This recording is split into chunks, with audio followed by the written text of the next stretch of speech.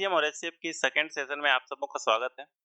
Friends, पहले session में हमने मल्टीपल फैक्टर डिवाइजर इन चीज़ों के बारे में देखा था और साथ ही साथ एलसीएम और एचसीएफ के डेफिनेशन को भी देखा था और एक दो सवालों को सॉल्व भी किया था।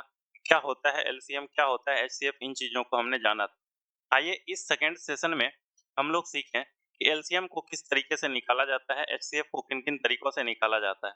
कई सारे तरीके होते हैं जिन तरीकों से हम लोग एलसीएम और एचसीएफ को निकालेंगे और अपने एग्जाम में अच्छा परफॉर्म करेंगे। तो आइए स्टार्ट करते हैं सबसे पहले ये देखते हुए कि एलसीएम को किस तरह से निकाला जाता है। तो एक एग्जांपल के तौर पर हम लेंगे, पहला एक क्वेश्चन लेंगे कि 24, 60 और 150 इन चीज़ों का आपको क्या निकालना है? एलसीएम निकालना है।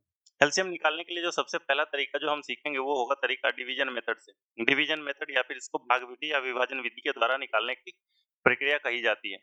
तो सबसे पहले हमें क्या करना होता है, जैसे कि नाम में लिखा है कि विधि इसी को इंग्लिश में हमने लिखा डिवीजन मेथड।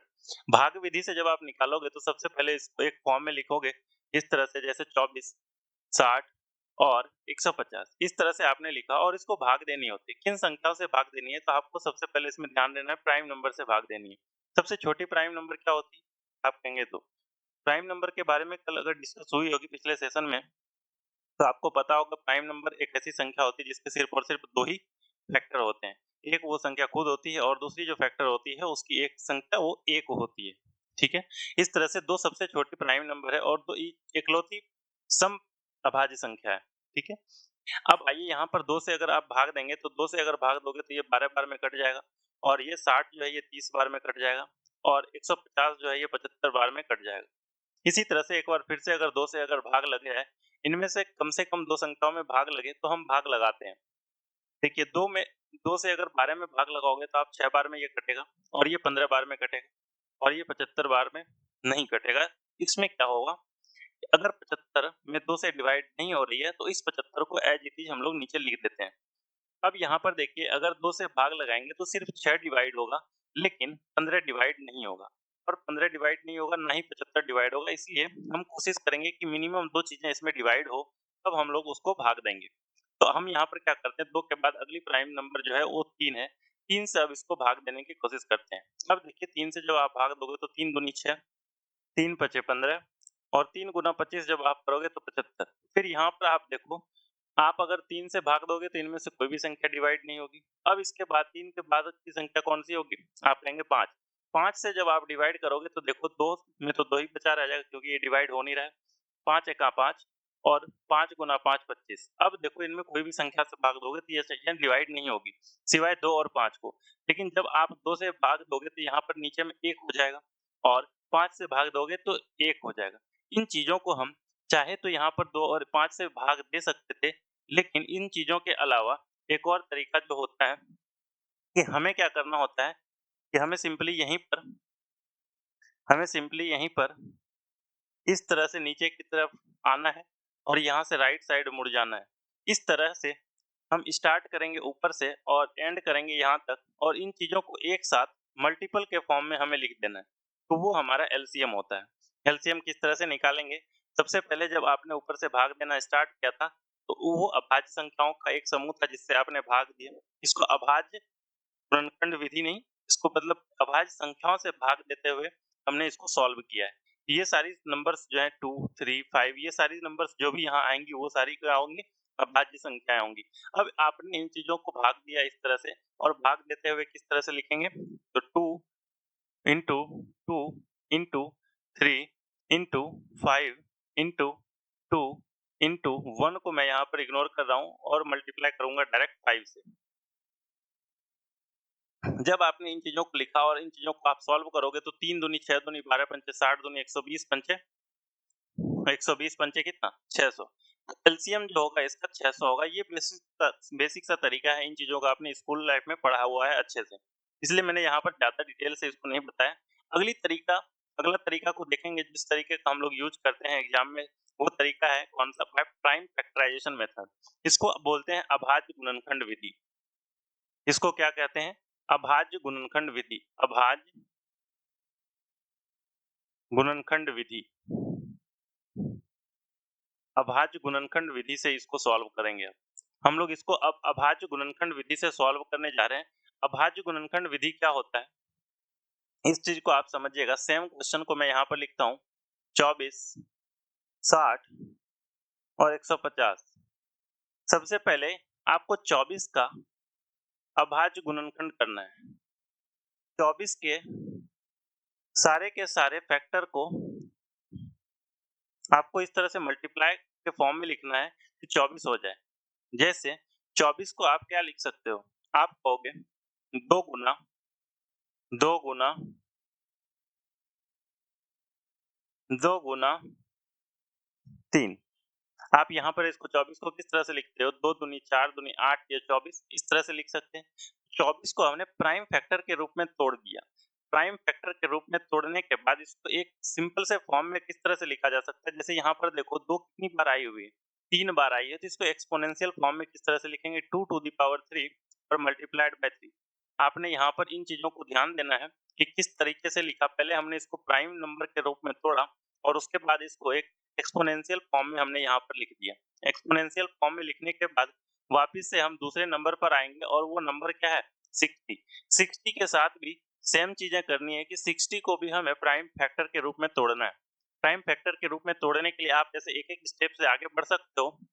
2 गुना आप यहाँ पर कितना लिखोगे? आप कहोगे 30, लेकिन मैंने कहा 30 में 2 से एक बार फिर से भाग लगाओगे तो लग जाएगा, तो 2 गुना अब कितना बचेगा? आप कहोगे 15। 15 को मैं यहाँ पर डायरेक्ट नहीं लिखते हुए इसको क्या 3 गुना 5 लिख सकता हूँ? आप कहोगे लिख सकते हैं, तो 3 गुना 5 ही कोशिश करना है लिखने की, ताकि यहाँ पर टाइम बचा पाएँ हम लोग, ठीक है? तो यहाँ पर हमने किया 3 गुना 5। अब जब इन सब को एक साथ जब आप कंप्लीट करके लिखोगे तो क्या लिखा जाएगा आप बताना? आप कहोगे 2 यहाँ पर 2 बार आया हुआ है तो 2 टू द पावर 2 लिखेंगे और फिर इसमें मल्टीप्लाई किससे होगा? आप कहोगे 3 से। फिर इसके बाद इसमें एक और चीज़ है 5, 5 से मल्टीप्लाई कर दिया। ये थी 60 को लिखने के तरीके।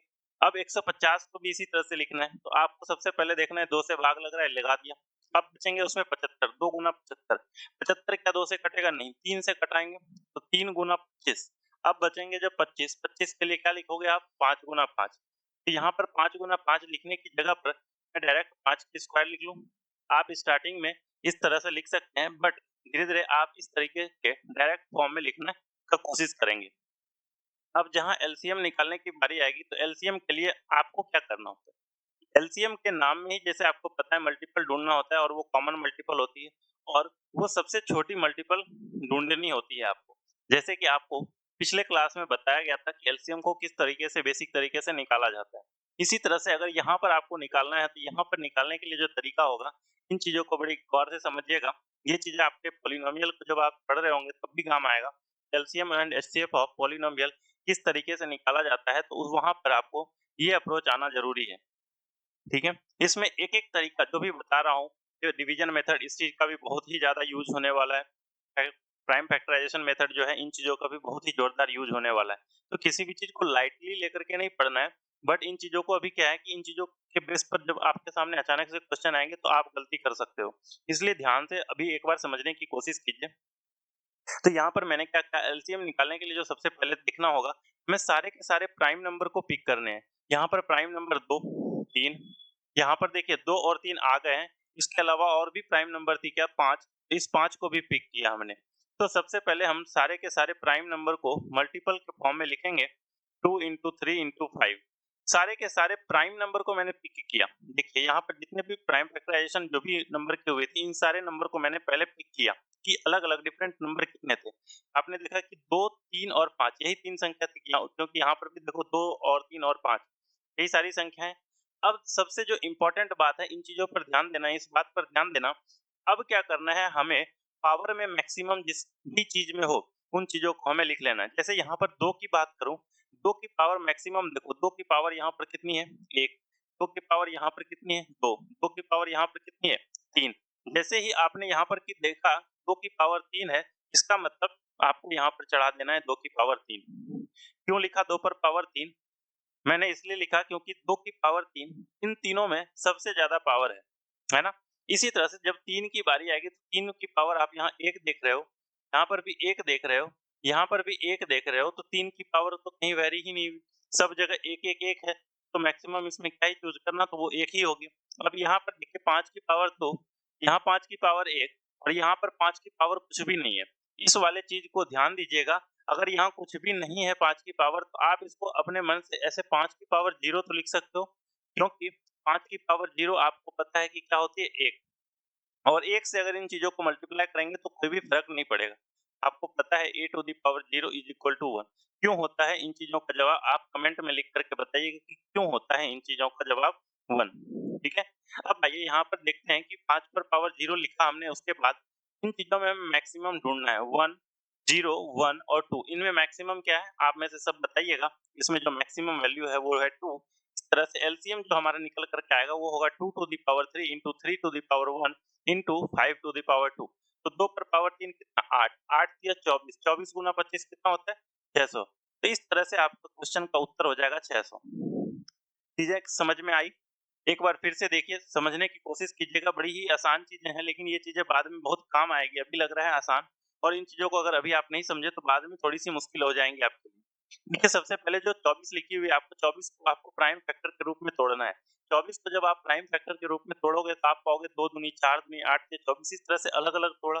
अब इसी चीज को एक्सपोनेंशियल फॉर्म में यहाँ पर लिखा मैंने 2 to the power 3 into 3 to the power 1। अब 60 को भी सेम तरीके से हमने थोड़ा अलग-अलग तरीके से, और फिर इसको क्या-क्या एक्स्पोनेंशियल फॉर्म में लिखा। फिर 150 को भी हमने इस तरह से तोड़ दिया। जब इस तरह से तोड़ा तो एलसीएम के बराबर में जो हम लिखेंगे, इनमें से हर एक प्राइम नंबर, जितने डिफरेंट प्राइम नंबर थे, जैसे यहाँ पर 2 और 3, जितनी संख्याएँ आती जा रही है डिफरेंट, उन सारी संख्याओं को लिखते जाइए। यहाँ पर देखिए 2 मिला, यहाँ पर देखिए 3 मिला। यहाँ पर 2 हमने ऑलरेडी ऊपर से ले लिया है, 3 ऑलरेडी ऊपर से ले लिया, लेकिन यहाँ पर 5 नहीं लिया था, तो इसलिए 2, 3 और 5 लिखा।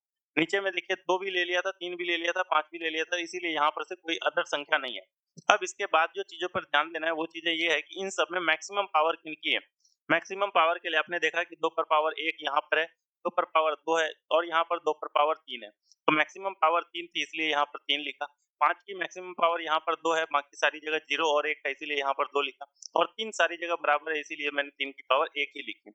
अब जब इन चीज़ों को आपने सॉल्व किया तो आंसर आपका आ जाएगा कितना 600। तो ये था इस क्वेश्चन को करने का प्राइम फैक्टराइजेशन मेथड।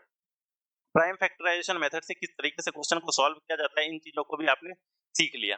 अब आइए इस चीज को करने का जो एक और तरीका है वो है विजुअलाइजेशन टेक्निक। इन चीजों से हम कैसे इन चीजों को सॉल्व करेंगे, इन टाइप के क्वेश्चन को कैसे सॉल्व करेंगे, इस चीज को सीखते हैं। हम आपके लिए सेम क्वेश्चन लेकर के आए हैं कि 24, 60 और 150, आपको इन चीजों का क्या निकालना है, एलसीएम। आपको इन चीजों का क्या निकालना है, एलसीएम। मैं यहाँ पर एलसीएम डायरेक्ट लिखूंगा। एलसीएम लिखने के लिए आप ध्यान दीजिएगा, आपको एक चीज तो बड़ी अच्छे से पता है, लास्ट क्लास में जब आपने पढ़ा था, मल्टीपल जो होता है, मल्टीपल जो होता है वो बड़ा होता है नंबर से या फिर उसके बराबर होता है। मल्टीपल जो होता है वो नंबर से क्या होता है, बराबर होता है नंबर के, या फिर नंबर से बड़ा होता है। तो एलसीएम जो होगा, एलसीएम बताओ 24, 60 और 150। अगर 24, 60 और 150 का अगर हम एलसीएम निकालेंगे तो एलसीएम क्या होगा, इसमें से जो सबसे बड़ी संख्या दी हुई है ना, या तो इसके बराबर होगा या तो इससे ज्यादा बड़ी संख्या होगी कोई, या तो 150 होगी या फिर 150 से बड़ी कोई संख्या होगी, और एक ऐसी संख्या होगी जो इन सारी नंबर से डिविजिबल होगी। तो मैंने क्या कहा कि मैंने यहाँ पर 150 जो सबसे बड़ी संख्या थी, मैंने मान ली ये 150 ही वो संख्या है जो एलसीएम है इसकी। मैंने क्या माना कि 150 ही वो एक ऐसी संख्या है जो एक एलसीएम, यानी कि यही वो संख्या है जिनमें 24, 60 और 150 से पूरी तरह से पूरी तरह से भाग लग जा रही है। तो यहाँ पर अगर ये चीजें सही है, तो ये चीजें अगर सही होगी तो 150 से भी इसमें भाग लग जाएगा, 60 से भी इसमें एक भाग लग जाएगा, और 24 से भी भाग लग जाएगा। लेकिन अगर मैंने 150 से भाग लगाया तो पूरी बार भाग लग गई, और एक ही बार में ये भाग लग गई। चीजें क्लियर है? यहाँ से एक चीज इसको समझने की कोशिश करो कि अगर हमने 150 से इसको भाग लगाया तो ये एक ही बार में भाग लग गया। 150 पहले इस 150 के पास आया और पूछा कि तुम्हारे पास ऐसा क्या है जो मेरे पास नहीं है। तो इस 150 ने कहा कि मेरे पास ऐसा कुछ भी नहीं है जो आपके पास नहीं, क्योंकि इस 150 के पास ऑलरेडी वही चीजें होगी। अब ये 150 60 के पास आया और 60 के पास आकर के पूछता है कि बताओ तुम्हारे पास ऐसा क्या है जो मेरे पास नहीं है। तो ये 60 कहता है कि मेरे पास कुछ पैसा है जो तुम्हारे पास नहीं है। ये 60 क्या करता है, 150 को अगर आप डिवाइड करोगे, ऐसे तोड़ोगे, तो आप लिखोगे 30 गुना 5, 30 गुना 5। अगर आप इस 60 को डिवाइड करोगे ना, इस 60 को अगर आप डिवाइड करोगे तो आप इसको लिखोगे 30 इंटू 2। आप क्या लिखोगे, 30 गुना 2। 60 को जब आप तोड़ोगे तो आप लिखोगे 30 गुना 2। अब ये 60 कह रहा है कि देखो तुम्हारे पास तो ये 30 है, तो ये 30 तो मेरे पास भी है। लेकिन ये जो मेरे पास 2 एक्स्ट्रा है ना वो तुम्हारे पास नहीं है। क्योंकि अगर ये 30 और ये 30 को कैंसल कर दोगे तो इसके पास क्या 150 के पास ये 2 है, आप कहोगे नहीं है, तो ये नहीं है 2 तो ये कहेगा कि लो भई अब मैंने इसमें खुद में 2 से मल्टीप्लाई कर लिया। अगर मैंने खुद में 2 से मल्टीप्लाई क्या कर लिया, तो अब बताओ तुम्हारे पास ऐसा क्या है जो मेरे पास नहीं है? तो 60 कहेगा नहीं अब आपके पास भी वो सारी चीज़ें हो गई जो मेरे पास थी। तो अब यहाँ पर 150 गुना 2 जो है, अब ये 24 के पास जाएगा उछलते-कूदते कि अब बताओ तुम्हारे पास ऐसी क्या है जो मेरे पास नहीं है? तो 24 फिर से कहेगा कि आपके पास देखो एक बार यहाँ पर 2 आएगा और एक बार यहाँ पर 2 आएगा, 2 गुना 75 तो एक बार यहाँ पर 2 आया, एक बार यहाँ पर 2 आया, लेकिन 24 के पास कहेगा कि मेरे पास 2 बार तो 2 है ही, इसके बाद एक और एक्स्ट्रा बार 2 है, इसके बाद मुझे 3 से गुना करोगे तब मैं 24 बनूँगा। अब यहाँ पर क्या कह रहा है कि 2 बार तो 2 इसके पास आ गया, लेकिन ये जो एक एक्स्ट्रा 2 था ना, ये इसके पास था ही नहीं। 150 के पास तो ये 2 था ही नहीं। अब 150 कह रहा है कि ठीक है लो एक बार और मैंने अपने में 2 से गुना कर लिया। अब बताओ तुम्हारे पास ऐसा क्या है जो मेरे पास नहीं है? तो अब ये 24 भी कहेगा कि नहीं अब आपके पास वो सारी चीज़ें हैं जो मेरे पास है। अब ये आपके पास वो सारी चीज़ें हैं जो मेरे पास है। इसका मतलब ये होगा कि ये जो 150 गुना 2 ये जो चीज़ें आपने लिखी, अब ये चीज़ें कंप्लीटली डिविजिबल होगी इन सारी संख्याओं से और ये सबसे छोटी संख्या होगी जो इन सारी संख्याओं से डिवाइड हो रही होगी। तो आप बताओ 150 गुना 4 कितना हो जाएगा? तो 600 600 ही हमारे इस क्वेश्चन का सही उत्तर हो जाएगा। पता है कि इन चीज़ों को समझने में थोड़ी-सी आपको मुश्किल हुई होगी, लेकिन इस बार कोशिश करना एक और एग्ज़ाम्पल से मैं कोशिश करता हूँ समझाने की, समझ कर के बताओ कि समझ में आई या नहीं। 12, 15 और 60 इन चीज़ों का एलसीएम निकालना था। मैंने क्या कहा कि सबसे बड़ी संख्या जो है 60 यही हमारा उत्तर होगा। देखो, एक और चीज़ यहाँ पर ऐसे समझने की कोशिश करो कि एलसीएम जो होगा सबसे बड़ी संख्या होगी या फिर इसका कोई ना कोई एक मल्टीपल होगा, कोई ना कोई एक मल्टीपल होगा। इसमें या तो किसी चीज़ से आप गुना कर दो, चाहे 1 से गुना करो, 2 से गुना करो, किसी न किसी संख्या से गुना कर दो। कोई भी नेचुरल नंबर से गुना करोगे तो ये एलसीएम यही निकल कर के आएगा। यानी कि 60 का कोई ना कोई मल्टीपल निकल कर के आएगा। मैंने क्या कहा, जब 60 इसके पास आया 60 जब इस 60 के पास आया और इसको पूछा कि मेरे पास ऐसा क्या नहीं है जो तुम्हारे पास है? तो ये 60 कहता है कि हम और आप तो बराबर है, यानी कि जो मेरे पास है वही आपके पास है। तो फिर 60 उछलते-कूदते आया 15 के पास, अब बताओ तुम्हारे पास क्या है? तो 15 क्या कहता है? 15 कहता है कि मैं तो ऑलरेडी आप ही में हूँ।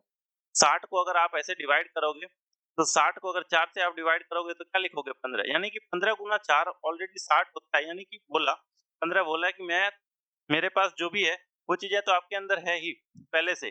तो इसका मतलब अब 60 किसके पास जाएगा?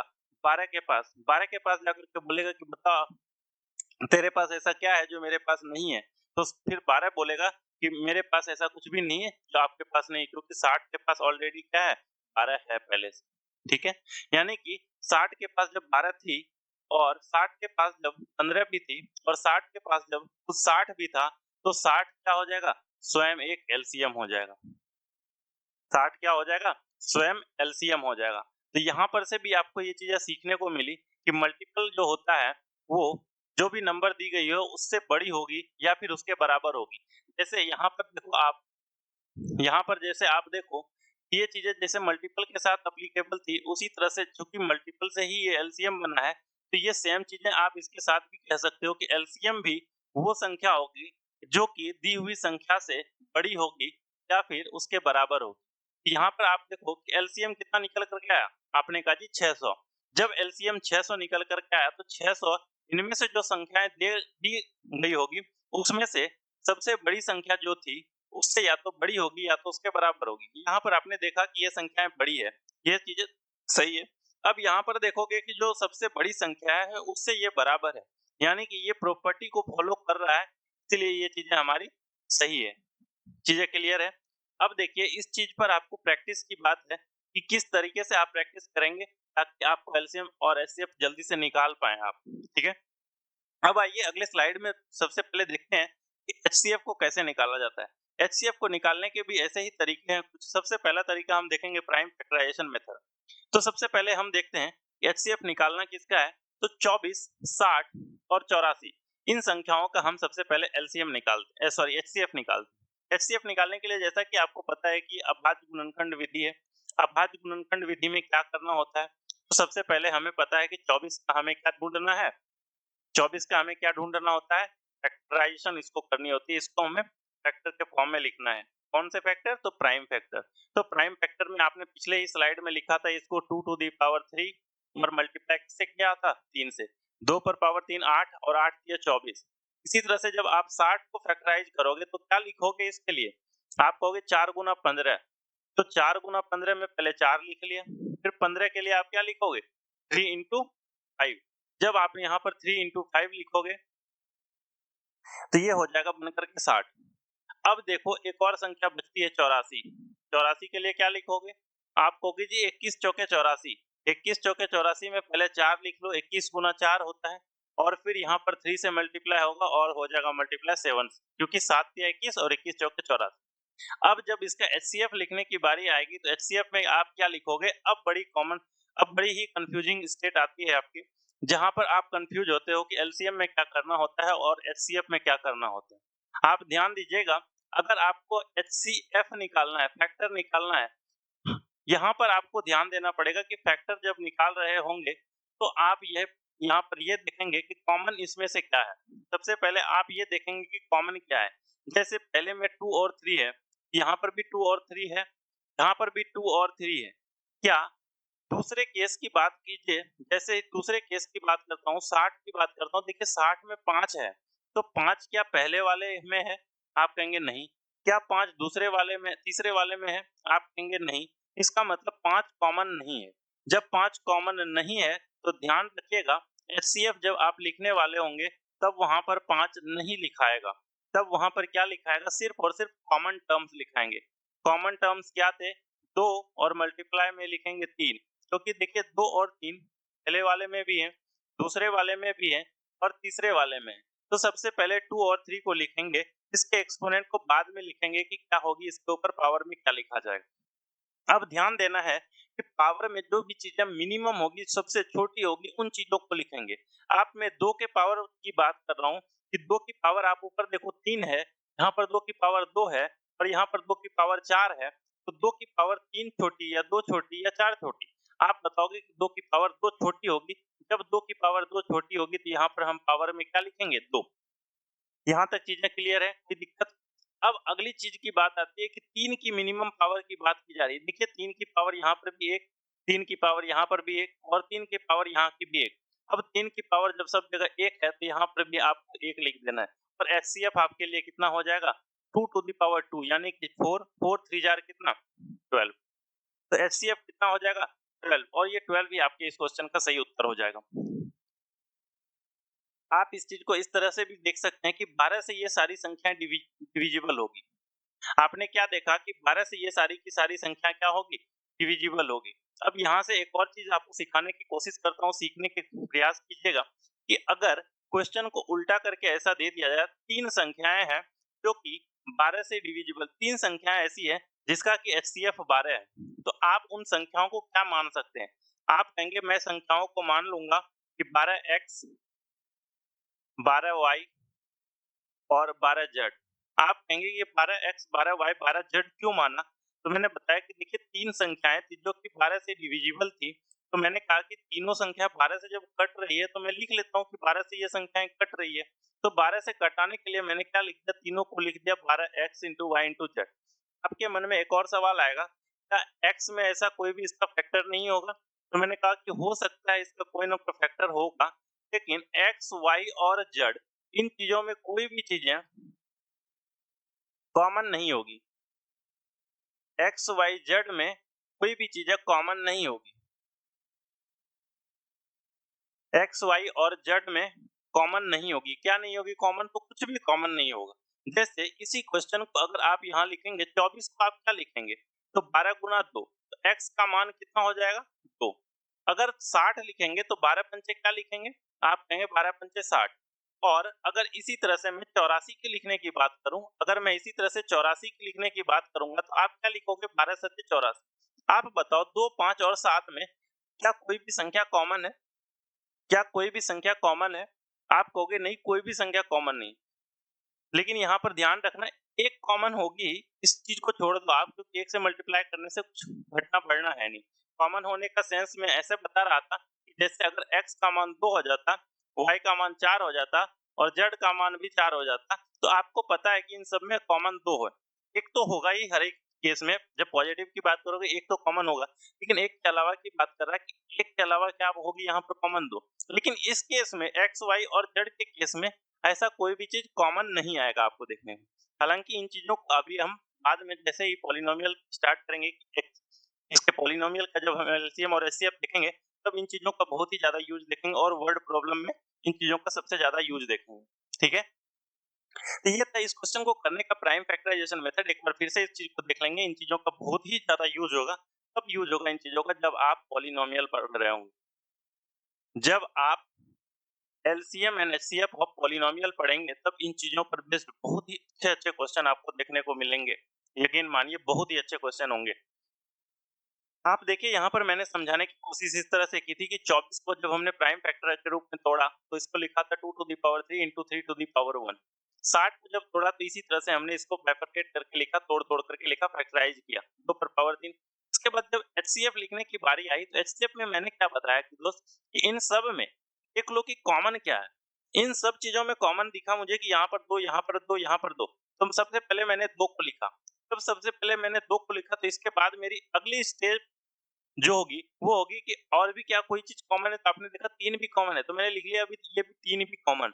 इसके अलावा और क्या कोई भी चीज कॉमन दिखी? आप इसको चाहे तो इस तरह से ऐड भी कर सकते हैं कि यहाँ पर 5 की पावर 0 है और यहाँ पर 7 की पावर 0 है, यहाँ पर भी 7 की पावर 0 है और यहाँ पर 5 की पावर 0 है। आप इस तरह से भी ऐड कर सकते हैं, बट ये चीजें थोड़ी सी टाइम टेकिंग लगती है, इसलिए इस चीज को लिख करके मैंने ऐसे नहीं समझाया। अगर इस चीज को लिख लेते आप तो आप यहाँ पर ऐसे लिखते कि 2 पर पावर 3, तो सॉरी 2, 3, 5 और 7 इस तरह से आप यहाँ पर लिखते और पावर में फिर आपको 0 करना पड़ता। बट इन चीजों को करने के बाद सिर्फ टाइम किल होता है, इसलिए मैंने इस तरह से लिख करके नहीं समझाया आपको। आइए, इसके बाद जब एचसीएफ लिखने की बारी आई तो एचसीएफ में आपने क्या लिखा कि जो भी इसमें मिनिमम पावर होगी, तो 2 की पावर 2, 2 की पावर 4, 2 की पावर 3। तो 2, 4 और 3 में जो सबसे छोटी संख्या थी वो थी 2। तो आपने पावर के रूप में 2 लिखा। इसी तरह से इसमें दूसरे वाले में पावर के रूप में 1 लिखा। तो 2 दूनी 4 तिया 12 और 12 इस क्वेश्चन का सही उत्तर हो जाएगा अगर आप इसके एचसीएफ को निकालने की बात करोगे। चीजें यहाँ तक क्लियर है? आइए दूसरे तरीके से इसको हम सीखने की कोशिश करते हैं और दूसरा तरीका जो होगा वो भी एक बहुत ही इंपॉर्टेंट सा तरीका है। इन चीजों को आप इग्नोर नहीं कर सकते, भले ही ये बेसिक अप्रोच है, बेसिक मेथड है, बट इन चीजों को आप इग्नोर बिल्कुल भी नहीं कर सकते। आपको यहाँ पर एक सिंपल सा क्वेश्चन दिया हुआ है कि एचसीएफ आपको निकालना है किन चीजों का, तो आपको एचसीएफ निकालना है 24, 60 और 84। सेम क्वेश्चन ले रहा हूँ ताकि आपको समझने में कोई भी दिक्कत ना हो। हालांकि इन टाइप के क्वेश्चन डायरेक्टली इस तरह से एग्जाम में नहीं आएंगे कि आपको 24, 60 और 84 के निकालो, बट बड़े नंबर्स में आ सकते हैं। चलिए, सबसे पहले जैसा कि नाम में लिखा हुआ है कि डिवीजन मेथड, तो डिवीजन भाग देते हुए हमको निकालना है। तो भाग क्या करेंगे कि हम 2 सबसे छोटी संख्याओं को लेकर के हम आगे बढ़ेंगे। 2 सबसे छोटी संख्या कौन सी है? 24 और 60। तो हमें क्या करना होता है, छोटी संख्या से बड़ी संख्या में भाग देंगे। इन दोनों में से जो छोटी संख्या है 24 और इन दोनों में जो बड़ी संख्या है इनसे भाग दिया हमने। 24 से हमने पहले 60 में भाग दिया, तो 24 दूनी 48, रिमाइंडर कितना बचेगा? आप कहेंगे 12। अब यहाँ पर ध्यान देने वाली बात है, ये जो 12 अब जो रिमाइंडर जो 12 शेष बचा, अब ये हमारा भाजक हो जाएगा, ये डिवाइजर बन जाएगा और ये अब भाग किसको देगा? तो जो इनिशियल डिवाइजर था उसको भाग देगा, यानी कि अब ये 24 को भाग दे रहा होगा। इसका मतलब ये हुआ ये 24 इस चीज के लिए क्या हो गया? डिविडेंड हो गया। और यहाँ पर अब ये 12 24 को भाग देगा। तो आप बताओ ये 12 से जब डिवाइड करोगे तो 12 दूनी कितना हो जाएगा? 24। जब ये 24 हो जाएगा तो रिमाइंडर कितना बचेगा? फाइनल रिमाइंडर कितना बचा? 0। अगर यहाँ पर शेष 0 बचा, जब शेष 0 बच जाए, ध्यान दीजिएगा मेरी बातों पर, जब शेष 0 बच जाए तो जिस संख्या से भाग देने पर, आखिरी जिस संख्या से भाग देने पर शेष 0 बचा, वही संख्याएं क्या होती है? एचसीएफ होती है। वही संख्याएं क्या होती है? एचसीएफ होती है। तो आप कहेंगे कि 12 क्वेश्चन का सही उत्तर यहीं से पता चल गया था, इतना करने की जरूरत ही नहीं होती। लेकिन मैं कहूंगा रुकिए, जरा देखिए कि आपने किन 2 संख्याओं को लिया था और आपने एचसीएफ निकाला था। आप कहेंगे जी मैंने 24 और 60 को लिया और मैंने एचसीएफ निकाल दिया। लेकिन मैं कहूंगा जरा ध्यान से, तीसरी नंबर भी दी हुई है इस चीज में, तो आपको इस तीसरे नंबर को भी चेक करना पड़ेगा पहले कि क्या ये नंबर इस 12 से डिविजिबल है।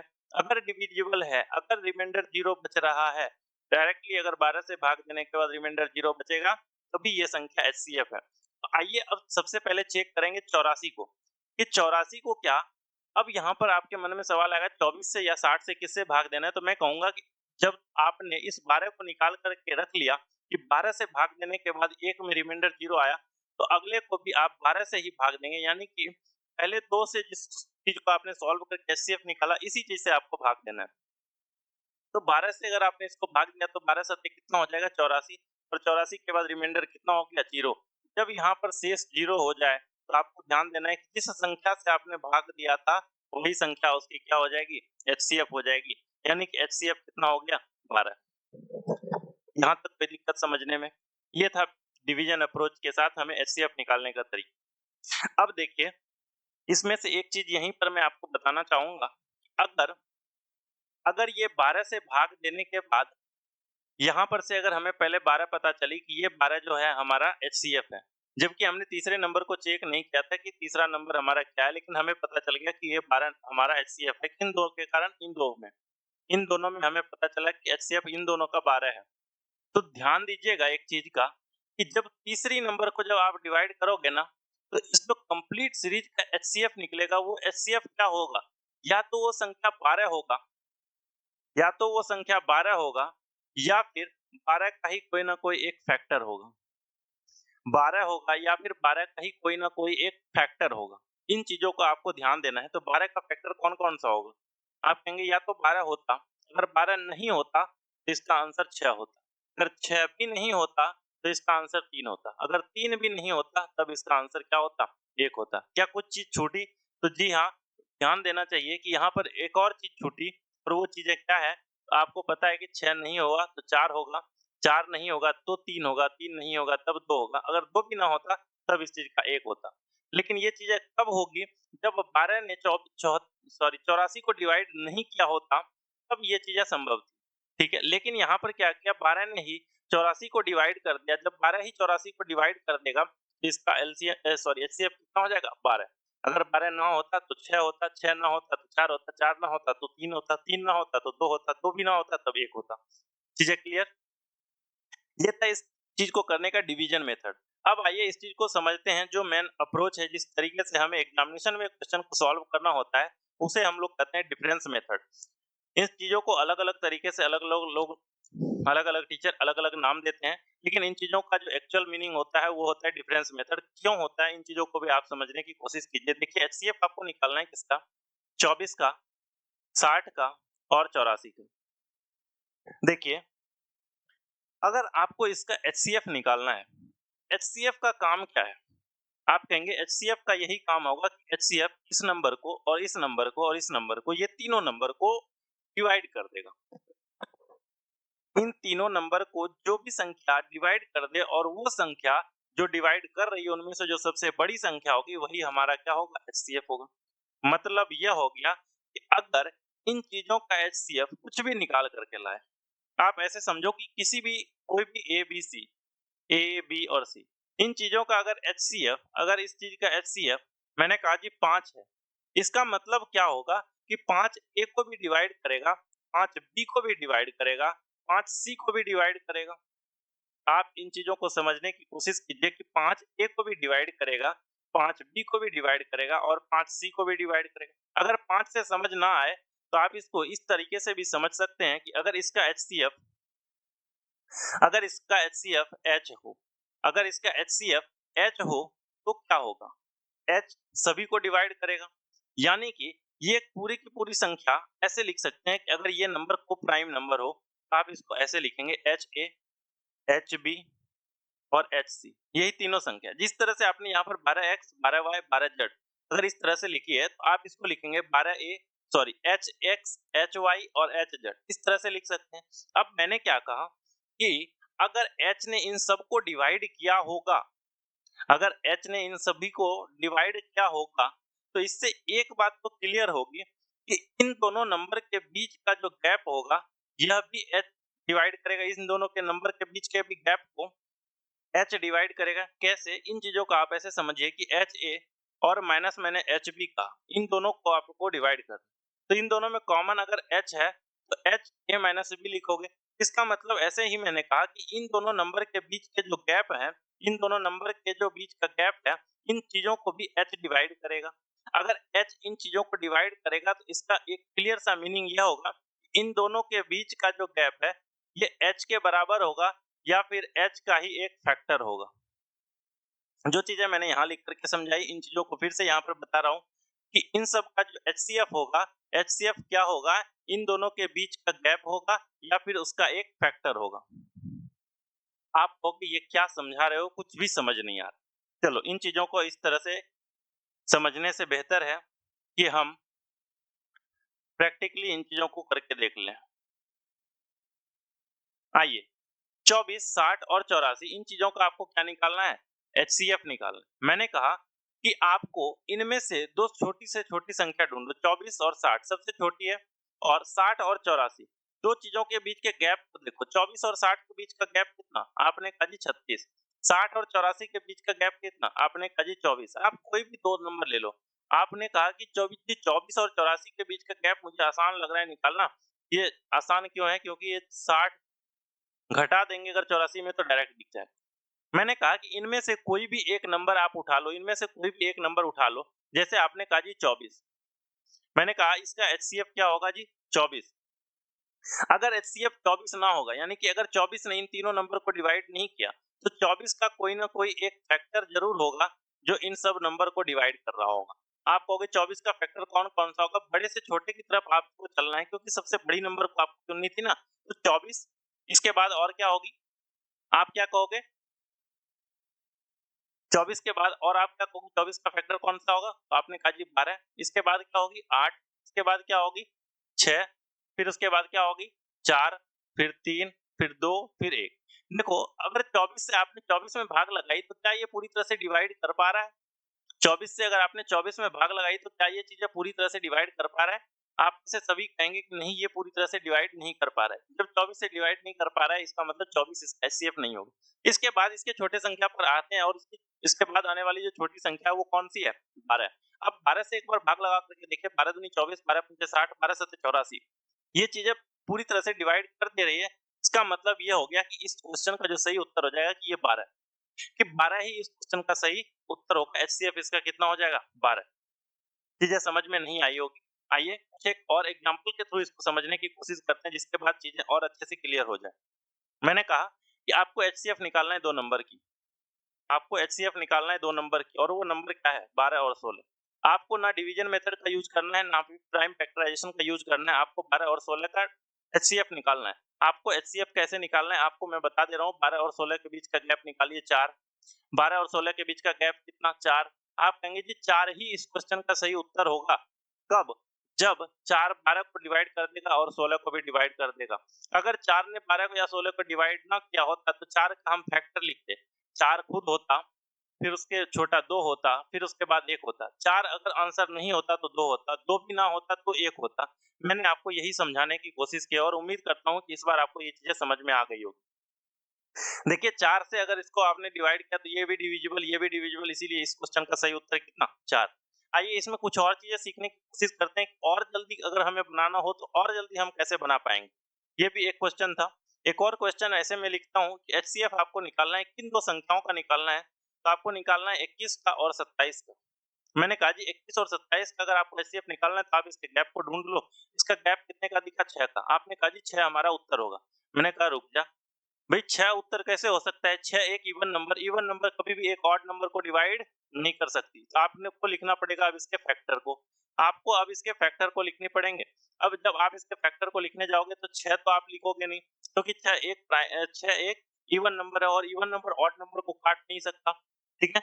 अब इवन नंबर काट नहीं सकता ऑड को, तो 6 का ऑड फैक्टर कौन सा होगा? आप कहोगे 6 के बाद आएगी 3, फिर इसके बाद क्या? आप कहोगे 2। मैंने कहा कि 2 भी नहीं होगी। क्यों नहीं होगी 2? क्योंकि 2 ऑड नंबर को नहीं काट पाएगी। इसके बाद जो बची संख्या होगी वो होगी 1। यानी कि 6 का फैक्टर तो 6 हो नहीं सकता, तो हो क्या सकता है? तो या तो 3 या तो 1। यही वो दो संख्याएं जो हो सकती है, पॉसिबल वैल्यूज यही है जो हमारा उत्तर हो सकता है। तो अब आपको क्या करना है, 3 से आप डिवाइड करा करके चेक करो कि 3 से क्या 21 पूरी तरह से डिविजिबल है? आप कहेंगे हाँ। 3 से 27 पूरी तरह से डिविजिबल है, तो हाँ, इस क्वेश्चन का सही उत्तर कितना हो जाएगा दोस्त? 3। अब चीज़ें समझ में आ रही होगी, थोड़ी बहुत क्लियर हुई होगी। अभी भी नहीं हुई, तो आइए एक और क्वेश्चन लेकर के हम इन चीज़ों को समझने की कोशिश करते हैं और चाहते हैं कि इन चीज़ों को पूरी तरह से खत्म ही कर दें। आपको 49, 63 और 91 ये 3 संख्याएँ दी गई, इनका आपको एचसीएफ बता देना है। आपको एचसीएफ बताने के लिए सबसे पहले आपको क्या करना है, इसका डिफरेंस देखना है। 49 और 63 कितने का डिफरेंस? आपने कहा जी 14 का। डिफरेंस कितने का, बड़ी ध्यान से देखना, डिफरेंस कितने का? 14 का। आप इसका अगर डिफरेंस देखने जाओगे तो आपको ये दिखेगा 28 का। मैंने उस समय मेंशन किया था कि आपको सबसे छोटा डिफरेंस देखना है। कोशिश करना आप सबसे छोटे डिफरेंस तक पहुंचो, सबसे छोटी जो डिफरेंस होगी वो क्या होगी, उससे आपको सॉल्व करना आसान होगा। हालांकि इसका भी वही फैक्टर होगा और इसका भी वही फैक्टर होगा, और इसके जो फैक्टर होंगे इससे भी ये सारी चीजें डिविजिबल होगी और इससे भी डिविजिबल होगी, बट इसको सॉल्व करना आपको ज्यादा आसान है। 14 को आपको फैक्टराइज करना ज्यादा आसान है। आपको क्या करना है कि आपको देखना है कि 14 से ये सारी संख्या डिविजिबल है। आपने देखा यहाँ पर 14 और आपने कह दिया कि भैया 14 तो हो नहीं सकता। क्यों नहीं हो सकता? 14 इज इवन नंबर। अब इसके बाद आप इसके पास जो इससे छोटे पर आओगे तो इससे छोटे दिखेंगे 7। हाँ भाई 7 हो सकता है, क्यों? क्योंकि 7 से देखो 49 भी डिविजिबल, 63 भी डिविजिबल और 91 भी डिविजिबल। इसका मतलब 7 ही हमारा वो सबसे बड़ा नंबर है जो इन सारी संख्याओं को डिवाइड कर पाएगा। तो इसलिए हमारे इस क्वेश्चन का उत्तर कितना हो जाएगा? 7। उम्मीद करता हूँ कि ये चीजें मैं आपको समझाने में अब सफल हो गया हूँ। ठीक है, अब आइए अगले कुछ एक स्लाइड में हम कुछ एक सवालों को कर लेते हैं, जिसके बाद हमें ये चीजें और अच्छे से क्लियर हो जाए। देखिए, सिंपल सा सवाल है कि 936, 1116, 810 और 1296 का महत्तम समापवर्तक क्या होगा? अगर आप इसको डिटेल से बनाओगे या विभाजन विधि से या फिर प्राइम फैक्टराइजेशन मेथड से बनाओगे, तो इसका प्राइम फैक्टराइजेशन करते-करते ही आपको 3 से 4 मिनट का समय लग जाएगा। या फिर डिवीजन से भी बनाओगे तो लंबी डिवीजन चल जाएगी और इतने सारे नंबर का डिवीजन कर पाना आपके लिए फिर एग्जाम में मुश्किल होगा। तो मैंने जो इसमें बताया आपको कि 2 ऐसे नंबर ढूंढो जिसका डिफरेंस सबसे कम दिखे। आप देख रहे हो कि 936 और 810, इन दोनों के बीच का जो डिफरेंस है कितना है? आपने कहा जी 126 का। इन दोनों का डिफरेंस सबसे पहले देखना है, और डिफरेंस आपने देख करके क्या लिखा? ऐसे लिखा आपने 810 और 936। आपको जो 2 संख्याएँ दी गई थी, उन दोनों संख्याओं को आपने लिखा कि 810 और 936। अब इन दोनों के बीच का डिफरेंस कितना? 126। अब मैंने क्या बताया था आपको? 126 ही हमारा ये इसका एचसीएफ होगा।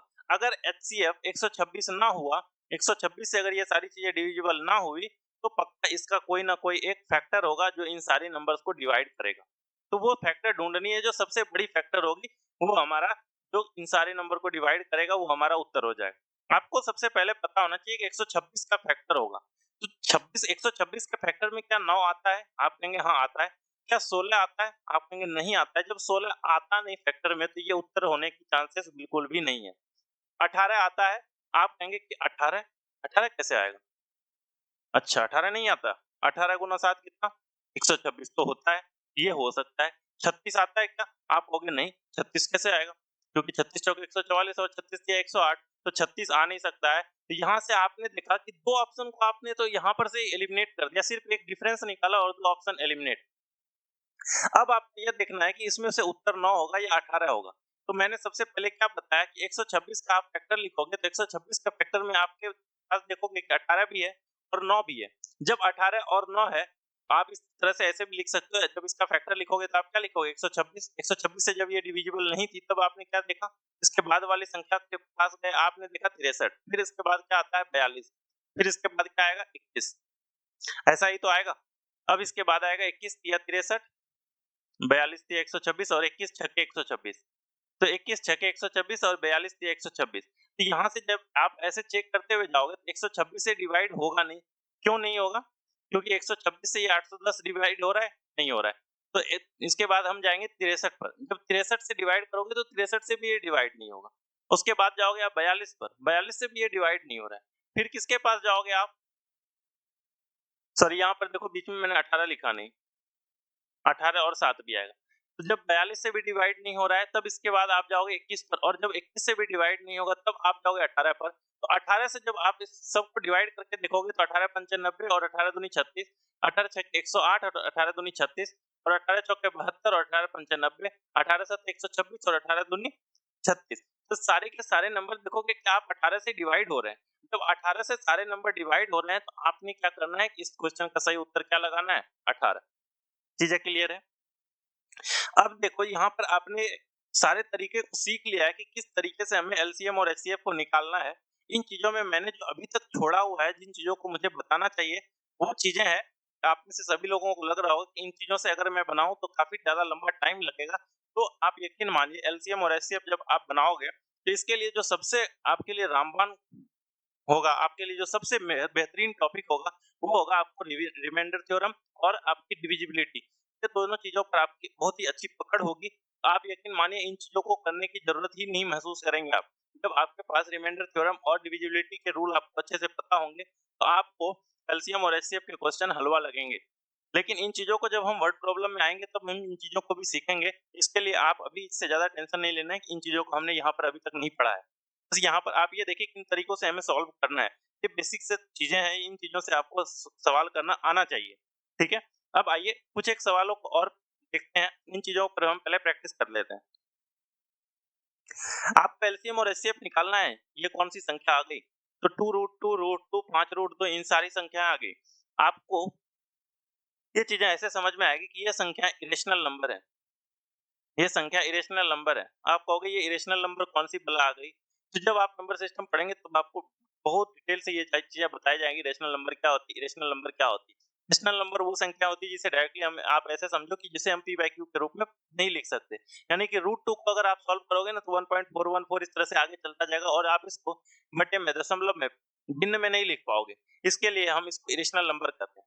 और जब आपको इसका एलसीएम और एचसीएफ निकालना है तो आपको सबसे पहले ध्यान आना चाहिए कि क्या ये लाइक टर्म है क्या ये एक जैसे टर्म है।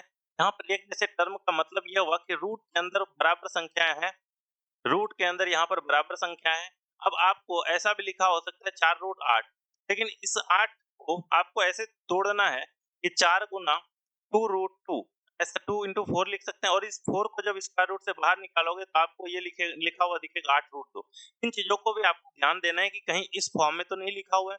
अगर इस फॉर्म में लिखा हुआ हो, अगर यहाँ पर इस फॉर्म में लिखा हो कि ये लाइक आइटम हो, लाइक टर्म हो, यानी कि √2 अगर एक में √2 आया और दूसरे में √3 आया तो इन चीजों की बात नहीं कर रहा। मैं बात कर रहा कि अगर एक में √2 रहा, दूसरे में भी √2 और तीसरे में भी √2 रहा, तब हम इन क्वेश्चन को सॉल्व कर पाएंगे। और किस तरह से सॉल्व करेंगे? तो सबसे पहले आप ये देखो कि सबसे पहले आप ये देखो कि यहाँ पर 5 2 और यहाँ पर अगर कुछ नहीं है तो क्या है 1। 5 2 और 1, 5 2 और 1 का एलसीएम कितना होगा? आपने कहा जी 5 2 और 1, इन सब का एलसीएम कितना होगा? 10। जब होगा तो 10 और बट रूट में कितना था? तो रूट में हो गया 2। तो इसका एलसीएम आप डायरेक्टली ऐसे लिखोगे कि इसका एलसीएम जो होगा वो √2 में होगा, लेकिन मल्टीप्लाई होगा किसमें? 10 से। 10√2। इस क्वेश्चन का सही उत्तर क्या हो जाएगा? 10√2। अब इसी तरह से अगर √2, 2√2 और 5√2 अगर आपको इस तरह से समझ ना आया हो तो आप इस तरह से लिखने का कोशिश कीजिएगा। क्या आपको पता है मल्टीपल कैसे कैसे लिखा आ जाएगा? तो आपको इसको सिर्फ पहाड़े के रूप में लिखना होता है। गुना किससे करना होता है? आपको गुना किससे करना होता है? मल्टीपल जब आप लिख रहे होते हैं, जब आपने बेसिक चीजें पढ़ी होगी तब मैंने बताया कि मल्टीपल जब आप लिख रहे होते हैं तो मल्टीपल लिखने के लिए सबसे पहला तरीका, उसमें आप हमेशा नेचुरल नंबर से मल्टीप्लाई करोगे और जो मल्टीपल होगा वो बड़ा होगा किससे? नेचुरल नंबर से, सॉरी, जो नंबर में आप गुना करने वाले हो। तो √2 को अगर आपने 1 से मल्टीप्लाई किया तो आप क्या लिखोगे? √2। अगर आपने इसमें 2 से मल्टीप्लाई किया तो आप लिखोगे 2√2। अगर 3 से मल्टीप्लाई किया 3√2। इस तरह से 4√2। इस तरह से लिख सकते हो। फिर इसी तरह से लिखते-लिखते आप एक वक़्त आएगा जब आप लिखोगे 10√2। लिखोगे या कोई दिक्कत है यहाँ? देखिए, दूसरा अगर 2√2 को लिखना चाहोगे तो 2√2 लिखोगे। फिर इसमें अगर 2 से मल्टीप्लाई करोगे तो कितना हो जाएगा? 4√2। फिर ये कितना हो जाएगा? 6√2। फिर हो जाएगा 8√2। फिर ये भी हो जाएगा 10√2 और इस तरह से ये भी आगे चलता जाएगा। यहाँ पर ध्यान देना कि मैंने आपको जब बेसिक बताया था मल्टीपल का कि मल्टीपल के प्रॉपर्टीज क्या होते हैं, उन चीजों को फॉलो करते हुए आगे बढ़ना है। जैसे यहाँ पर आपने देखा 5√2 और फिर क्या देखा आपने 10√2, फिर देखा 15√2। इस तरह से जब आप आगे बढ़ोगे और सबसे छोटी कॉमन नंबर की बात करोगे, सबसे छोटी जो कॉमन नंबर है तो आप देखोगे यहाँ पर 10√2, यहाँ पर भी 10√2 और यहाँ पर भी 10√2। तो जब ये 10√2 होगा तो इसका एलसीएम कितना हो जाएगा 10√2। उम्मीद करता हूँ कि अब इतने डिटेल से समझाने के बाद ये चीजें आपको अब समझ में आ गई होगी। चीजें क्लियर है? अब आइए इसकी बात करते हैं हम एचसीएफ की। एचसीएफ भी इसी तरह से निकालेंगे। जब हम √2 के फैक्टर को निकालेंगे तो इसका फैक्टर क्या-क्या दिखेगा आपको? तो √2 और 2√2 के अगर फैक्टर की यहाँ पर 1 भी दिख जाएगा आपको, √2 और 1। अगर 2√2 के फैक्टर की बात करोगे तो सबसे पहले तो 2√2 दिखेगा, फिर √2 दिखेगा और फिर 1 दिखेगा और एक 2 भी दिखेगा। चीजें क्लियर? अब आइए 10√2 सॉरी 5√2 है, 5√2 के फैक्टर की बात करें। यहाँ पर 1 आएगा। 5√2 के फैक्टर में अगर बात करें तो सबसे पहले आप इसको ऐसे लिखें 5√2 लिखें, फिर 5 लिखें, फिर √2 लिखें और फिर 1 लिखें। अब आपको क्या करना होता है कि अब इसमें एचसीएफ में वो सबसे बड़ी संख्या ढूंढनी होती है जो इन सबों में कॉमन है। तो आप यहाँ पर देखेंगे कि √2 सभी जगह क्या है? कॉमन है और सभी जगह एक और चीज कॉमन है और वो है 1 1 और 1। लेकिन इन चीजों में आपको डिसाइड करना है कि बड़ा कौन सा है। तो आपको पता है √2 की वैल्यू 1.414 होती है, यानी कि वो 1 से अधिक होती है। इस तरह से इसका जो एचसीएफ होगा, एचसीएफ क्या हो जाएगा? आप में से सब लोग बताएंगे कि एचसीएफ क्या हो जाएगा? √2। तो आपने एक चीज तो यहाँ पे ये भी सीखा कि इरेशनल नंबर का भी हम एलसीएम और एचसीएफ निकाल सकते हैं। कंडीशन क्या होती है कि ये चीजें लाइक टर्म होनी चाहिए। लाइक टर्म मतलब एक जैसा होना चाहिए, समान टर्म होनी चाहिए, समान होनी चाहिए, तब जाकर के हम इस चीज को निकाल सकते हैं। हाँ, तब कोई दिक्कत? आइए एक और सवाल को सॉल्व कीजिए। इस सवाल को सॉल्व करके बताइए एलसीएम और एचसीएफ बताना है आपको √2, √5 और √10 का। आपको √2, √5 और √10 का आपको एलसीएम और एचसीएफ बना करके बताना है हमें। क्या होगा?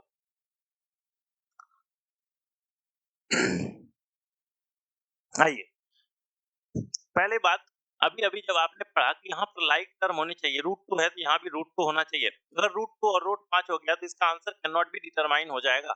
हम इसका आंसर नहीं निकाल सकते। लेकिन कहा कि ये कैसे निकाल दिया, ये चीजें हमें तो पता ही नहीं चली। आंसर ये सीएनडी हो गया, बट क्यों हुआ इन चीजों को हमें पता होना चाहिए। जैसे पहले क्वेश्चन का उत्तर क्या हो गया आपके हिसाब से? 10√2 और √2, 10√2 और √2, 10√2 और √2, ये हमारा उत्तर था। दूसरे क्वेश्चन का जवाब जो था आपको पता है कि सीएनडी है। लेकिन क्यों है, इन चीजों को भी जरा हम समझ लेते हैं। जब डिटेल से इतना पढ़ ही रहे हैं, एक और चीज सीखने में कुछ नहीं जाता। √2, √5 और √10। √2 के अगर मल्टीपल लिखने की बात की जाए तो पहला मल्टीपल खुद √2, दूसरा मल्टीपल 2√2, फिर तीसरा मल्टीपल 3√2, फिर इसी तरह से ये 4√2 और इस तरह से ये आगे बढ़ती जाएगी। और अगर √5 के मल्टीपल लिखने की बात की जाए तो √5, 2√5, 3√5, 4√5, इस तरह से ये चीजें आगे बढ़ती जाएगी। √10 के लिखने की बात अगर होगी, ये √10, 2√10, 3√10, 4√10 और इस तरह से ये चीजें आगे बढ़ती जाएगी। आप बताओ कि इसके अंदर यहाँ पर √2 है, यहाँ पर √5 है, यहाँ √10 है। ये हर जगह पर यही चीजें चलती जाएंगी, तो क्या कोई एक ऐसा जगह आएगा जहाँ पर ये चीजें कॉमन होगी? कहाँ पर? या फिर कोई ऐसी जगह दिख रही है जहाँ पर ये चीजें कॉमन दिखेगी आपको? आप कहोगे ऐसी कोई जगह दिख नहीं रही है जहाँ पर ये चीजें कॉमन होगी। इस चीज से इसका आंसर यहाँ पर तो नहीं निकाल पाएंगे कि हम एलसीएम, इसमें से कोई भी चीजें कॉमन ही नहीं आ रही है, इसीलिए हम इस चीज को नहीं निकाल पाएंगे। ठीक है, सेम चीजें इसके एचसीएफ के साथ भी आएगी। जब आप इसके एचसीएफ निकालने की बारी आएगी तो इसका √2 का फैक्टर क्या होगा? आप कहोगे √2 और 1, है ना? √2 और 1 और इसका फैक्टर क्या होगा? √5 का, √5 और 1। इसका फैक्टर क्या होगा? √2 और 1, सॉरी √10 और 1। यहाँ से आप देखो इनमें से क्या कोई भी चीजें कॉमन दिख रही है? नहीं। यहाँ से आपको एक चीज बस कॉमन ये दिखेगी कि इसका फैक्टर क्या है? 1 है। इस क्वेश्चन का एक उत्तर तो निकाल सकते हैं हम कि एचसीएफ, इस क्वेश्चन का पता है हमें कि एचसीएफ 1 होगा। अगर किसी भी एक क्वेश्चन में ऐसा रहता कि सीएनडी और 1, तब इस क्वेश्चन का ये सही उत्तर होता कि इस चीज का एचसीएफ 1 होता, लेकिन एलसीएम इस चीज का हम लोग नहीं निकाल पाते। यहाँ तक समझने में उम्मीद करता हूँ कोई भी दिक्कत नहीं आई होगी आपको। आगे बढ़े। आइए अगले क्वेश्चन की तरफ बढ़ते हैं और अगला क्वेश्चन आप लोग को बताना है कि -12, -15 और -20 का एलसीएम और एचसीएफ क्या होगा। इन चीजों को हमने पहले ही क्लास में पढ़ लिया है। उम्मीद करता हूँ इसमें मुझे बताने की जरूरत ही नहीं पड़ेगी कि क्यों नहीं होगा, इन चीजों का उत्तर हम क्यों नहीं निकाल सकते। चीजें राइट, क्लियर। अब आइए सबसे बड़ी बात, सबसे इंपॉर्टेंट बात जो हम सीखेंगे आज के सेशन में, वो होगा एलसीएम और एचसीएफ की प्रॉपर्टी। इन चीजों की क्या प्रॉपर्टी होती है। आइए बिना टाइम वेस्ट किए हुए सबसे पहले प्रॉपर्टी की तरफ हम जाते हैं और पहला प्रॉपर्टी ये होता है, दो या दो से अधिक संख्याओं का एलसीएम उन दोनों संख्याओं में से कभी भी बड़ी संख्या से छोटा नहीं हो सकता। आइए इन चीजों को हम बिल्कुल एग्जांपल के थ्रू समझते हुए जाएंगे। जैसे यहाँ पर मैं लिख रहा हूँ, पहले दो संख्या है 12 और 16, इसका एलसीएम क्या होगा। आपके हिसाब से मैंने बताया था एलसीएम 16 होगा, लेकिन 16 12 के पास जाएगा और पूछेगा कि क्या है तुम्हारे पास, तो ये कहेगा मेरे पास 3 छुपा हुआ है, तो कहेगा लो मैंने भी गुना कर लिया। अब हो जाएगा इसके पास 48, अब जाएगा, अब दोनों के पास कुछ भी ऐसा नहीं है जो 48 के पास नहीं है। इसका मतलब इसका उत्तर क्या हो जाएगा, एलसीएम हो जाएगा 48। दो या दो से अधिक संख्याओं का एलसीएम उन संख्याओं में से कभी भी बड़ी संख्या से छोटा नहीं हो सकता। इस चीज को कहने का सेंस क्या बनता है, क्या इस चीज के कॉन्सेप्ट को आप समझ पा रहे हैं कि ये क्यों हुआ। हाँ, आपको समझ में आया होगा अगर आपने पहले ही क्लास को बड़ी ही अच्छे तरीके से अगर पढ़ा होगा, तो मैंने इस चीज को तोड़ करके बताया था कि ये जो एलसीएम में m होता है दोस्त, एलसीएम में जो m होता है, m is always greater than और इक्वल टू जो भी उसमें नंबर दी गई होगी उन नंबर से वो हमेशा बड़ा होगा, और या तो अगर बड़ा ना हुआ तो उसके बराबर होगा। चीजें क्लियर है यहाँ तक कि मल्टीपल जो होगा वो या तो हमेशा बड़ा होगा या तो क्या होगा, उस नंबर के बराबर होगा। तो इसमें जब मल्टीपल ही हमारा सबसे बड़ी नंबर के बराबर हो रहा है, यानी कि अगर इसका एलसीएम निकाल भी लेते हम, तो या तो ये 16 से बड़ा होता या फिर 16 के बराबर होता। आप कहोगे 16 के बराबर, ऐसा कोई एग्जांपल, तो लो भाई 8 और 16 का आपको एलसीएम निकालना है, तो आप कहते हैं कि 16 हमारा एलसीएम होगा। 16 8 के पास जाएगा और पूछेगा कि कुछ है तुम्हारे पास जो मेरे पास नहीं है, तो 8 क्या कहेगा, नहीं आपके पास तो सब है।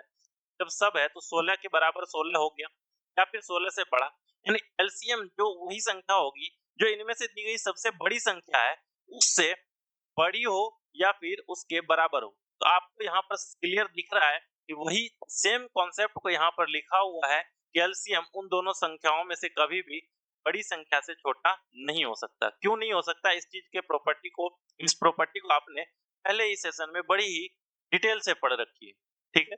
और उसी तरह से एक और प्रॉपर्टी बना सकते हैं, क्या होगी कि फैक्टर जो होता है वो हमेशा जो भी नंबर की बात करेंगे उस नंबर से हमेशा या तो छोटा होगा या तो उसके बराबर होगा। तो अगर एचसीएफ की बात करेंगे तो एचसीएफ में जो सबसे छोटा नंबर होगा ना, उससे छोटा ही होगा एचसीएफ, उससे बड़ा हो नहीं सकता। आइए अगली प्रॉपर्टी को देखते हैं। अगली प्रॉपर्टी कहती है एचसीएफ ऑफ टू और मोर numbers can not be greater than the smallest number in those two numbers. इसी चीज को मैंने यहाँ पर समझाया कि जो भी अगर फैक्टर ही हमारा इस सबसे छोटे नंबर से बड़ा नहीं हो सकता, तो उस एचसीएफ कैसे बड़ा होगा, क्योंकि अगर एफ बड़ा ही नहीं होगा तो एचसीएफ भी बड़ा नहीं होगा। चीजें क्लियर है। आइए अगले प्रॉपर्टी की तरफ बढ़ते हैं और अगली प्रॉपर्टी है दो या दो से अधिक भाज्य और अभाज्य संख्याओं का एलसीएम हमेशा उन दोनों संख्याओं के गुणनफल के बराबर होता है। अभी जब हम पिछले दो स्लाइड पीछे जब हम ये बात बता रहे थे कि जैसे एच अगर एच एचसीएफ है और एक्स और वाई दो को प्राइम नंबर है, तो एचसीएफ ऑफ एक्स वाई अगर एक्स सॉरी अगर दो एक्स और वाई को प्राइम नंबर है और एचसीएफ अगर एच है, तो पहली संख्या एच एक्स होगी और दूसरी संख्या एच वाई होगी। ये चीजें आपको मैंने सिखाई। अब इसमें से आपको पता है कि एक्स और Y, X and Y are क्या होते हैं, को प्राइम। को प्राइम वो संख्या होती है, क्या होती है भैया को प्राइम, जरा बताना। को प्राइम दो ऐसी संख्याएं जिसके बीच में कोई भी चीज कॉमन ना हो, सिर्फ और सिर्फ एक ही कॉमन होगा, और वो क्या होती है, एक स्वयं। ठीक है, तो एक्स और वाई यहाँ पर को प्राइम है। कोई भी एक को प्राइम एग्जांपल ले लो, 5 और 7, 5 और 7 ये दोनों भी को प्राइम। देखो जब आप पढ़ोगे इन चीजों को आगे, तो मैं बताऊंगा कि कोई भी दो लगातार संख्या ले लो, वो कोई भी 2 लगातार नेचुरल नंबर ले लो, वो क्या होगी? वो प्राइम हो जाएगी। ठीक है? यहाँ पर देखो जब 5 और 7 की बात हो रही है कि 5 और 7 का अगर एलसीएम आपको निकालना है, एलसीएम निकालने के लिए आप क्या लिखोगे इसका? आप क्या लिखते जाओगे? इसका मल्टीपल। तो 5 एका 5 दूनी 10, 15 इस तरह से आप आगे बढ़ते जाओगे 20, 25, 30 इस तरह से आगे बढ़ते जाओगे। और आपको पता है कि 7 के साथ ही जब आप मल्टीप्लाई करोगे एक बार 5 को 5 सत्ते जब 35 लिखोगे और जब 7 गुना 5 एक जगह कहीं 35 लिखा आएगा, तो यही इसका मल्टीपल होगा, जो कॉमन होगा। इसी चीज को यहाँ पर आपको लिख करके बता दिया गया कि 2 या 2 से अधिक भाज्य या अभाज्य संख्याओं का एलसीएम क्या होता है? हमेशा इन दोनों का गुणनफल ही होता है। क्यों होता है गुणनफल? क्योंकि इन दोनों के बीच में बाकी और कहीं पर कोई भी चीजें क्या होती है? मल्टीपल कॉमन नहीं होते। इसी तरह से इसका एचसीएफ भी क्या होगा? हमेशा एक ही होगा। क्यों? क्योंकि इसका जो फैक्टर होगा, इसका फैक्टर आप बताओ कोई भी अभाज्य नंबर होती है, अभाज्य नंबर ए है, अभाज्य नंबर बी है, इसका फैक्टर 1 और ए होगा, इसका फैक्टर 1 और बी होगा। सिर्फ और सिर्फ यही वो संख्याएं जो कॉमन होगी, बाकी ए और बी तो को प्राइम हो जाएगी। इसीलिए यहाँ पर एक और प्रॉपर्टी बनती है और वो प्रॉपर्टी है कि 2 या 2 से अधिक अभाज्य या सहअभाज्य संख्याओं का एचसीएफ हमेशा क्या होता है? 1 होता है। यहाँ तक कोई दिक्कत समझने में? आइए अगले प्रॉपर्टी की तरफ बढ़ते हैं और अगली प्रॉपर्टी देखते हैं क्या होती है कि 2 या 2 से अधिक संख्या HCF of any 2 number, 2 number दे रखी है ए और बी और इसका जो एचसीएफ है, एचसीएफ हमेशा डिवाइड करेगा किसको? वो दोनों नंबर के सम को, उन दोनों नंबर के डिफरेंस को, उन दोनों नंबर के यहाँ पर ये मॉड में a माइनस बी लिखिए क्योंकि इसके डिफरेंस की बात की जा रही है, ए और बी को और LCM of A and B को। इसको भी एक एग्जांपल के थ्रू आप इसको समझने की कोशिश कीजिएगा कि आपको पता है कि एक संख्या ऐसे मान लीजिए 24 और एक संख्या है 36। ए है एक संख्या जिसका मान 24 है और बी दूसरी संख्या जो 36 के बराबर है। इसका एचसीएफ आप पहले बता दीजिए हमें। आप बताइएगा एचसीएफ क्या होगा? इन दोनों के बीच का डिफरेंस कितना होगा? 12। या तो 12 होगी या तो 12 का फैक्टर होगा। 12 का फैक्टर देखेंगे तब जब पहले 12 से डिवाइड करने के बाद अगर कोई भी चीजें ना डिवाइड हो रही तो 12 दूनी 24, 12 तिया 36 यानी एचसीएफ कितना? आप कहेंगे जी 12। मैंने क्या बताया कि एचसीएफ हमेशा ए प्लस बी को डिवाइड करेगी। आप बताओ ए प्लस बी को डिवाइड क्यों करेगी? आपको पता है कि जब ये नंबर बनी होगी, ये जो नंबर बनी होगी ये 12 से डिवाइड हो रही है तो कहीं ना कहीं 12 गुना ए, ऐसे समझो कि कहीं ना कहीं ये संख्या ऐसी, पहली संख्या ऐसी होगी 12x और दूसरी संख्या 12y रही होगी। ये ऐसी ही तो थी, ये देखो 12 गुना 2 थी और यहाँ पर 12 गुना 3 थी। मैंने इस 3 को y का नाम दिया और इस 2 को x का नाम दिया। तो चीजें कोई गलत, यहाँ तक कोई इशू तो नहीं। अब ये है a और ये है b। आप बताओ a प्लस बी क्या लिखोगे? 12 इंटू एक्स प्लस वाई, यहाँ पर x प्लस वाई ऐसे अंदर आ जाएगा ब्रैकेट में और 12 कॉमन कर लिया मैंने। अब दूसरा नंबर लिखा हुआ है कि a माइनस बी। जब a माइनस बी करना होगा तो आप क्या लिखोगे? 12 इंटू एक्स माइनस वाई, ऐसा ही तो लिखोगे। और उसके बाद लिखेगा a कितना है? आप कहोगे 12x। b कितना है? आप कहोगे 12y। और फिर इसके बाद आती है बारी एलसीएम की। बड़ी ही इंपॉर्टेंट कॉन्सेप्ट है, इन चीजों को आप समझ जाओगे तो मजा आ जाएगा। आप समझना कि एक नंबर है hx, एक नंबर है hy। इस चीज को बड़ी ही इंपॉर्टेंट चीजें हैं, इस चीज को आपको मैं डिटेल्स में समझाऊंगा जब पॉलिनोमियल, मैंने बार बार मैं यूज कर रहा हूँ पॉलिनोमियल वर्ड का, क्योंकि जब आप यहाँ पर ये सीखोगे तब वहां पर आप देखोगे इस पर बेस्ड कितने सारे आप क्वेश्चन बना रहे हो। तो ये नंबर, पहला नंबर hx है, दूसरा नंबर hy है। जब इसके मल्टीप्लिकेशन की आप बात करोगे ना, सॉरी जब इसके एलसीएम की जब आप बात करोगे ना तो इसका एलसीएम होता है hxy, क्योंकि h तो दोनों में कॉमन हो गया और xy को प्राइम थे इसीलिए x इंटू वाई मल्टीप्लाई हो जाएगा, को प्राइम है और h से सिर्फ ये मल्टीप्लाइड रह जाएगा। तो इसका जो एलसीएम होगा ना, तो इसका एलसीएम आप इस तरह से लिखोगे 12xy। इसका एलसीएम आपने क्या लिखोगे? 12xy। 12xy को, इस चीज को अगर आपको डिटेल्स में समझना है, प्रैक्टिकली समझना है तो प्रैक्टिकली यहाँ पर मैं समझा देता हूँ कि इन दोनों का आप एलसीएम निकाल दो। आप एलसीएम 24 और 36 का एलसीएम क्या होगा? 24 और 36 का एलसीएम में आपको मैंने बताया था कि 36 जो सबसे बड़ी संख्या है वही एलसीएम होगी। तब एलसीएम होगी जब ये 36 जाएगा, 36 के पास तो है ही वो सारी चीजें, लेकिन जब ये 24 के पास जाएगा और 24 को पूछेगा बता तेरे पास क्या है जो मेरे पास नहीं है, तो ये हंस करके कहेगा मेरे पास 2 है जो तुम्हारे पास नहीं है।